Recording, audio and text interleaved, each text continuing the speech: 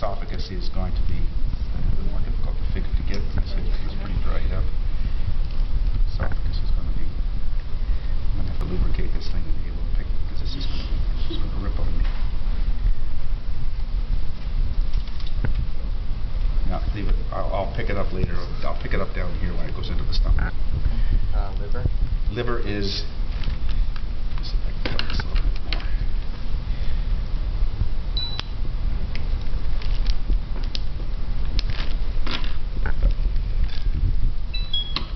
There's the diaphragm. It sits on top of the liver. Crunch this. There we go. Okay, there's the liver. Proportionally in the cat larger than in us. That whole thing is the liver. All right. Next.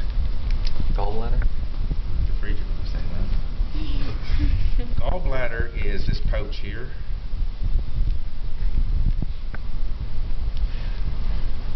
When you take a look at the liver and open it up on the right side, there will be a pouch. Most of the time, depending upon how dry it is, it will be green of some sort. A little pouch on the inside there. Might have to dig for it a little bit. Meh, you'll find it. Okay, that's the gallbladder. Yep. Pancreas. No, you get the two of them that I didn't want to do. All right, let me do the others. Let me start because I have to. None of them have been really truly dissected. Put it like this way. This thing here is called the greater omentum. That's a fat apron that's hanging from the greater curvature of the stomach. Here's the stomach here. So this greater omentum is this apron that hangs down this way. That's the greater omentum. If you go over here onto the upper left side, that's the spleen. The spleen's located up on the top left side, so you pick up a reasonably good-looking organ on that side. That's the spleen for you. That's there. Most of this is the small intestine because it's small in diameter. This kind of almost saran-like material attached to the small intestine is mesentery. And you can see the artery and the veins are going to run in the mesentery to either supply the digestive system or take away nutrients. So all of this is the small intestine. When you get to the point where okay, that's the beginning of it there.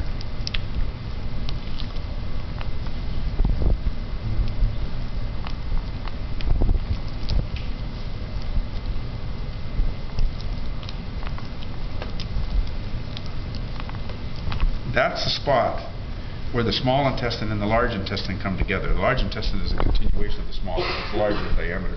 So what you're going to end up with is the large intestine like that, the small intestine coming in at a 90-degree angle. And this is going to be small diameter and this is going to be larger. So this spot right here, you can see it coming down. That would be where the last part of the small is emptying into the first part of the large. So they kind of come like that. So you just keep tracing it until you find that difference in size and the way that the digestive system comes together like that. All right, now how did I do so far? Disregard the pancreas for now. Okay. Small and large intestine. If you come down here, you'll see that. Well, this one unfortunately got nicked, but that's the urinary bladder there.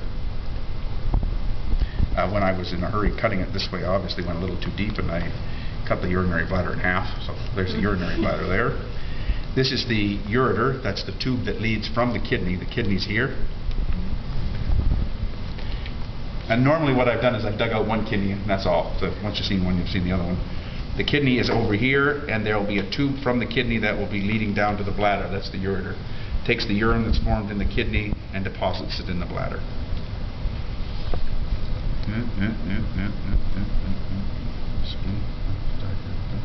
Besides the esophagus, all I got to do is find the I'm not going to find the pancreas in this guy.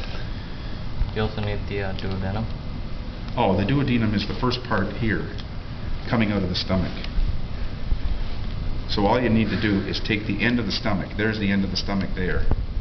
And then if you've got the small intestine right after the end of the stomach, it's the duodenum. That's that. Now on a test, I wouldn't evaluate whether or not you've got the duodenum, the ileum, or the jejunum, the other parts of the small. That would simply be treated as small intestine. And this would be treated as mesentery of the small intestine.